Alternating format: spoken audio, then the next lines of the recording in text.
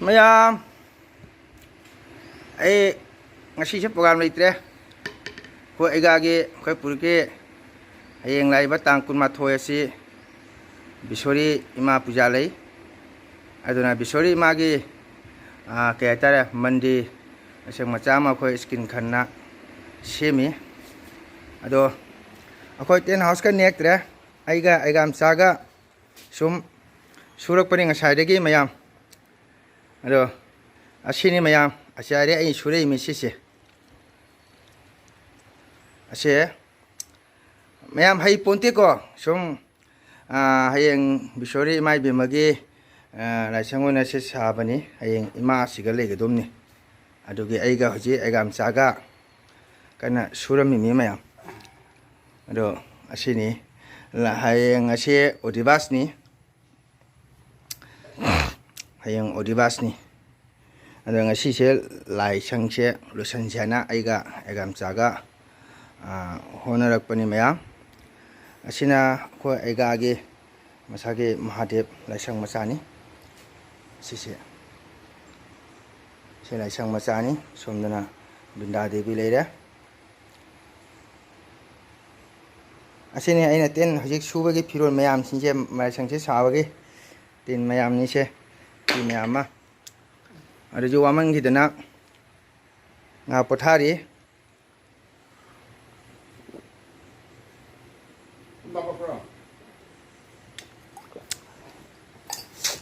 ꯑꯗꯣ ꯃꯤꯗꯤ ꯈꯜꯂꯝꯖꯥꯏꯀꯣ ꯃꯊꯧ ꯂꯩꯇꯅ ꯇꯧꯕ ꯃꯥꯜꯂꯤ ꯀꯥꯏꯅ ꯑꯗꯨ ꯈꯟꯕꯤꯅꯨ ꯃꯌꯥꯝ ꯑꯩꯅ ꯁꯨꯝ ꯍꯩꯇꯗ ꯁꯨꯖꯩ ꯃꯌꯥꯝꯗ ꯌꯦꯡꯍꯟꯅꯤꯡꯗꯦꯗꯅꯀꯣ ꯑꯩꯅ ꯁꯨꯝ ꯀꯩ ꯍꯥꯏꯇꯥꯔꯦ ꯑꯩꯅ ꯚꯤꯗꯤꯑꯣ ꯃꯆꯥ ꯑꯃꯇꯪ ꯁꯦꯝꯖꯒꯦ ꯍꯥꯏꯅ ꯀꯩꯅꯣ ꯇꯧꯅ ꯑꯗꯨ ꯈꯤꯇꯪ ꯄꯥꯝꯃꯜꯂꯦ ꯑꯗꯣ ꯑꯩ ꯍꯧꯖꯤꯛ ꯃꯌꯥꯝ ꯑꯁꯤꯝꯇ ꯂꯣꯏ ꯆꯪꯉꯦꯀꯣ ꯃꯌꯥꯝ ꯁꯨꯝ ꯌꯦꯡꯃꯤꯟꯅꯁꯤ ꯑꯩꯅ ꯀꯩꯅꯣ ꯇꯧꯕꯁꯦ ꯁꯤ ꯂꯥꯛꯁꯦ ꯄꯥꯏ ꯂꯥꯛꯑꯣ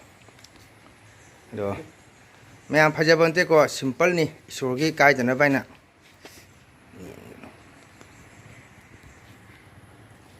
ꯑꯗꯣ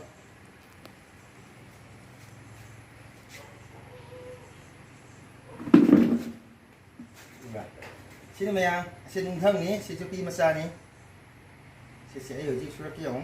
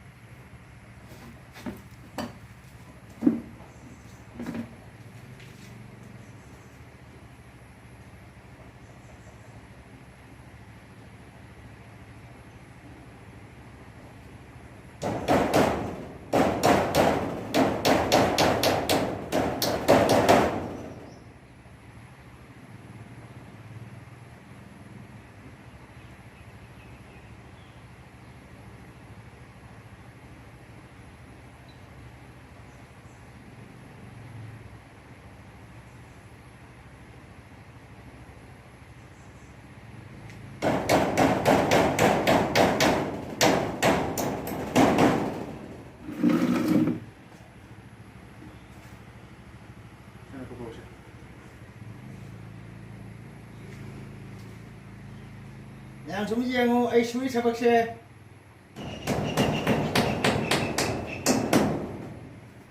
hai tai ta na su bani ko maya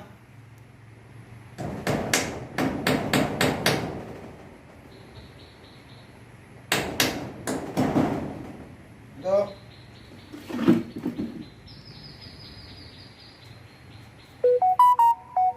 Pajit dia na nung na no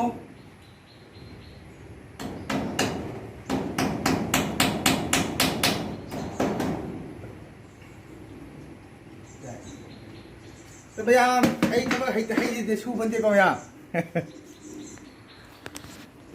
ado ji loire maya sini kabok sum aina aiga egam chaga matong mana baina ko sum semani maya asi hoji light fitting to rakhini ko adugai de Asika maya siga asi maya se siga bahal ma jala kini mari light me am decoration me am toro design toro kini mayam ado hoji ke sumaina me am jeng ham bani ko mayam ado ayuk ti honar pani wasu ware do ina me am sum jeng haning ba haitare ke ma sum program su lei ta ba ngasi se aduna hayeng di odibas ni na ado ngasi se loisan se na aiga agam chaga hona bani ado mayam ai light amtang fitting tau hi ge ado loraga mayam da mu yang ge ai ge gam chaga sari sure mi bo aduna ina video se nam hau da bani aduna hayeng odiba se ai mayam soi da miyang tahan jagani mayam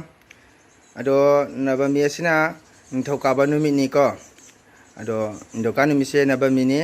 nthang da su poto pran lai ado ai mayam da soi da miyang tahan jage mayam ado haji ngasi gi di sum laisang ase saba sum loisale haitare ado hojik light fitting tawurta ngai ko mayam hojik aje mamangi thongi para pale ado mayam tang jeng si hojik pan ba lok ta ngai ri phaje de sum jeng si mayam isor gi ni ko se hojik pan lo ri mi se hojik pan ba lo re ado hayang lai porani asika mu makha thaba wali haji lighting pala khini light fitting tawra khini mayam su meng tabyo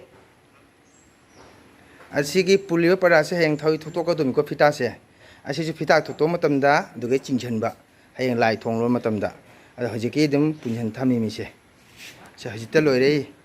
mayam sum khang de ai wakhan de ko sum akhoi dum kaw kaw isog na suja ba se sum mong di tar bran khali ko isa nim thaget cha bai tare mayam ado isog gi lani na chingchan bi ba hai tare tau da pose dum magi dum chana ba lak ba hai tare ko sini mayam hai pai po dum chana ba isora sina dum chingchalak tana ko poram ta wa pam laute ado hoje ase mayam wali ko ase light fitting to kini mayam light madide bhal fitting to rokhini decoration mayam lakini mayam ado ai chak to matung da ai decoration se mu uhan jage mayam ado hajiki di ai thamage ai chak cha ba to ge do ri lai di lai sang sa ba lo re mayam ado ai mayam je ai ga na ngasi tharani na chang yang phajana thong nen tharani na ko karon khabing obama karon khada bege bora ama papor ama asina khamen ga alu ga iromba asina saugri thongba ado khoi ga chaba hau hare ado ga chaba hau hare de khoi tharani su ngasi sija de gi thungare ayeng lai puja ge ngasi de lai khoi tharani je thungari mi sina sija de ge sina khoi munu ai ge nu sira bai jani se ayeng lai puja ngasi de la mi ning thinda ado mayam ai chak cha ki ge cha sa na to bese nuai te mayam kana gumra chak la ma kaung le di ma chin jo khi ba jai ai chắc chao chứ mayam nu la mayam hojik yengo se chang am lo chale asina hojik ke de design ma hojik mamangi product hape ai lai la am tung da lai thong jam ba ko ase hojik haita ase pan ba lo re ase lai tham ba gi ka tham ni khoi se mi chek se lai tham do mi ko lai ka tham bai si se ado hojik yengo mayam 좀 파자람 라이트 피팅 떠오래 거 아세 지용어 아세 거의 텐 하우스 간 렉처 들고 텐 하우스가 하이보다 스페셜가 하이 포샤 잠 하이가 보니 아투나 ngasi ji khoi program le tu ko di exam cha ga pullaga ase lotion bani hai imai be ma thambagi laisang macha se ko ado hoje asigi kenu se mandop manung laisang manung se decoration wali atei light me ama fitting to rokhini ko ado de horen ai ga exam cha ga ngahak akoi baskande bazar thoni adui laito poraga angkamu laise fatna fitting toro matung da ko ai mayam da video se jang han jaga ada hojike de sum mayam sum khara khati dum jeng bazar mi mayam ase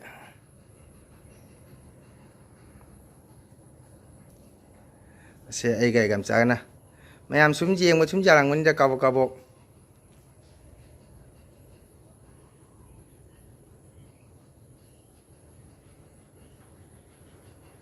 sum phajare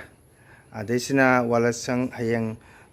kaya tara mayana sida thilakpada thamna bagi walasangi adese